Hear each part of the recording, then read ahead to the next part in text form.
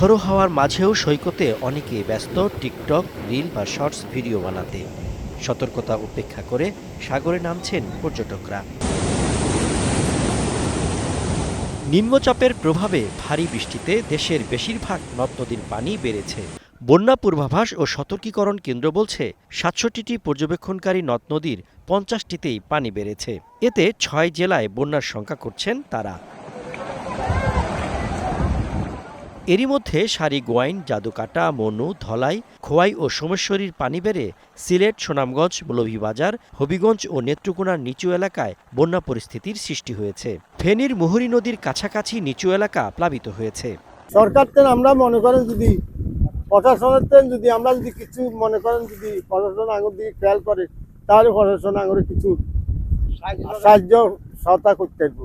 সাহায্য সহায়তা যদি না করে তাহলে আমরা কই যাবো, কই থাম। জোয়ারের পানিতে সেন্ট মার্টিনে তলিয়ে গেছে শতাধিক ঘরবাড়ি।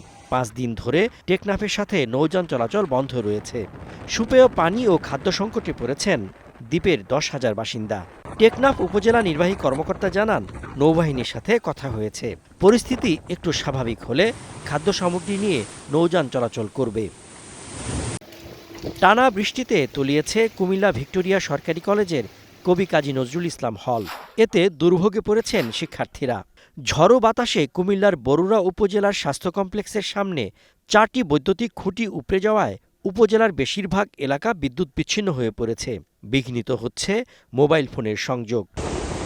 সুন্দরবনের অভ্যন্তরের নদীগুলোতে স্বাভাবিক জোয়ারের চেয়ে ২-৩ ফুট পানি বেড়েছে। এতে প্লাবিত হয়েছে দুবলার চর, করমজল সহ বিস্তীর্ণ এলাকা।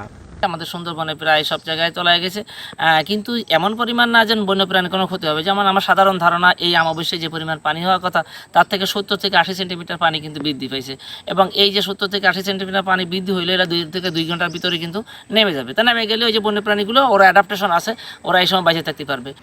নদী ও সাগর এখনও উত্তাল থাকায় দ্বিতীয় দিনের মতো বন্ধ রাখা হয়েছে বরিশালের অভ্যন্তরীণ সব রুটের লঞ্চ চলাচল। তবে ঢাকা-বরিশাল রুটের লঞ্চ চলাচল স্বাভাবিক রয়েছে।